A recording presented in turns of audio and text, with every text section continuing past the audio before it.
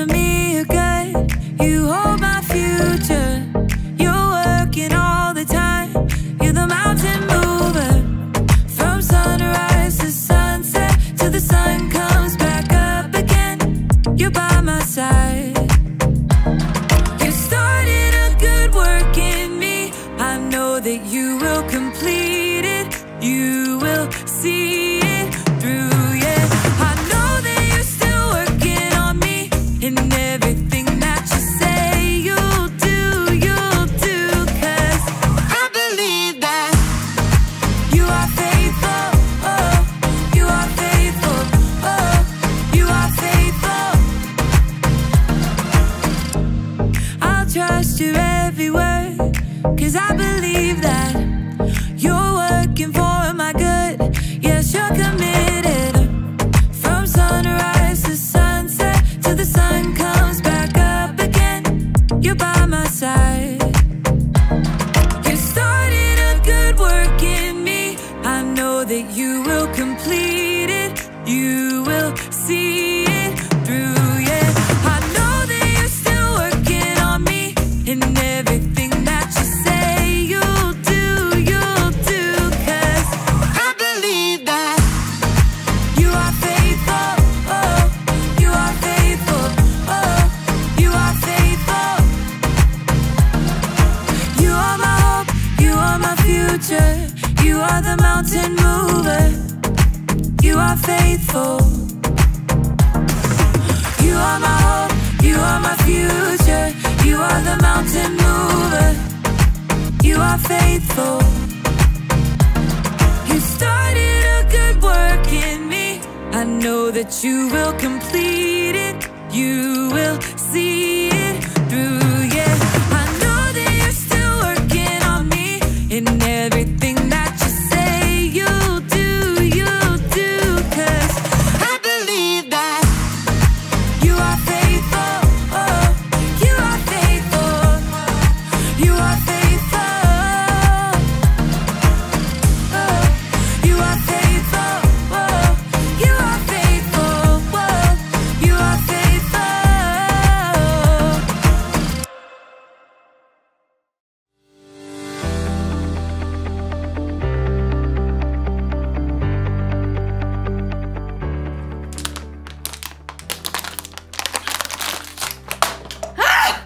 Hey everyone! I'm Erica, and I just ran a 5K race this afternoon! I didn't win, but I also didn't give up. I made it all the way to the finish line, so it's time to celebrate! Yeah! Oh man, I have been training all month for this race, so it has taken a lot of commitment. Commitment is making a plan and putting it into practice. I made a plan, and I practiced a lot. All that running.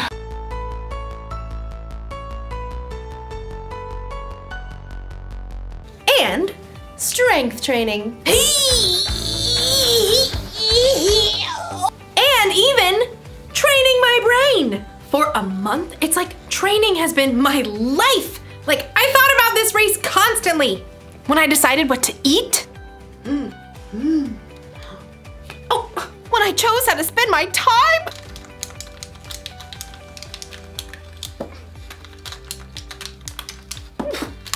from morning until night, I kept my mind on the race. That's what you gotta do when you truly commit to something. Like, you've gotta live like it's important to you. Today's story is about a woman who lived her whole life that way. I'll see you when you get back. I've gotta get this party started!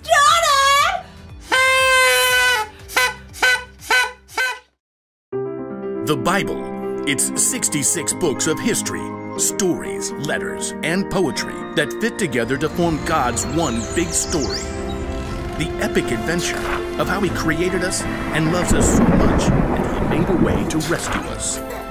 As we travel through the Bible, from Genesis to Revelation, we discover people who met God and found their lives changed forever.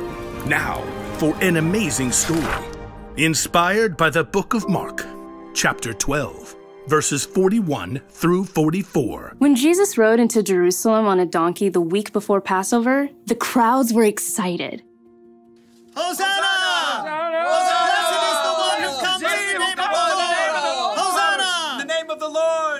But the religious leaders were not. He's turning the world upside down. We'll have to fix that, won't we? All week, the religious leaders sent men to try trapping Jesus with trick questions. Teacher, is it right to pay taxes to Caesar? Every time, Jesus gave a wise answer that caught them off guard. Give back to Caesar what belongs to Caesar, and give back to God what belongs to God. Jesus knew the religious leaders were so puffed up with pride, they didn't want people to listen to anyone else. Jesus even warned the crowds about them. Watch out for the teachers of the law. They love to have the most important seats. They take over the houses of widows. They say long prayers to show off. One afternoon, Jesus and his disciples visited the temple. They sat down to rest for a moment across from the box where people came to put money they offered to God. Perhaps the disciples, mostly poor fishermen themselves, were impressed by the rich men giving gifts. Check out his robes. I think they actually might be silk. Jesus watched the rich men dropping handfuls of gold coins into the box. He knew that, like the religious leaders, they were proud to show how important they were. Check this out, world. Money, money, money. Always sunny in a rich man's world. Even though these wealthy men were giving impressive amounts of money, Jesus knew they had so much, this was easy for them. Simply a drop in the bucket. Huh.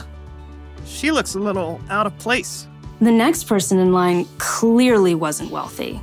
In fact, her patched robe showed she didn't have an extra cent to spare. A widow, probably. At that time, if a woman's husband died, she had no way to earn money and often had to live on next to nothing. 2 pennies? How's that gonna help anyone? Jesus was watching the woman too, but he saw something different, something more. Come over here, all of you. The disciples gathered around Jesus. What I'm about to tell you is true. That poor widow has put more into the offering box than all the others. Jesus' friends tried to sort it out. Excuse me, pennies versus gold? You couldn't buy an order of fish nuggets with that. Jesus knew what his disciples were thinking. The others all gave a lot because they are rich, but she gave even though she is poor. She put in everything she had. That was all she had to live on. Oh. When you put it like that. The rich men, like the religious leaders, were concerned with what things looked like on the outside. They didn't want to give in a big way that might force them to change on the inside. But the poor woman, who had almost nothing, chose to give everything. And Jesus saw her heart and knew that her pennies were worth far more than the rich man's gold.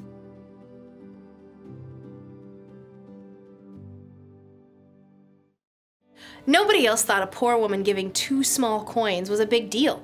But Jesus saw the truth. Other people gave because they were rich.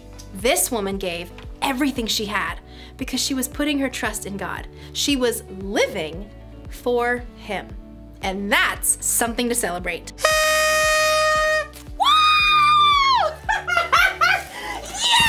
Yeah! Living for God is about more than giving money. It's about trying to include God in every part of your day. It's about asking yourself before every choice you make, does this honor God? I could copy my friend's homework or do the work myself, like I'm supposed to. I'm gonna do the work. Or ask yourself, does what I'm about to do show love to others? My friend didn't get me anything for my birthday. Should I get even by giving her nothing? Or should I forgive her? Well, I did already wrap it. She's gonna love it. If you ask yourself those questions, it'll help keep your mind on God. It'll help you think about how Jesus lived and loved others. This probably won't become a habit overnight. That's why the one thing to remember today is this: practice living for God. The more you practice asking yourself, does this honor God? And does this show love to others? The more natural it becomes. It feels good to commit to something and stick to it. I'm glad I committed to running a 5K. I feel stronger and healthier, and between you and me, I think I'm going to start training for another one. But first, we celebrate! See you around!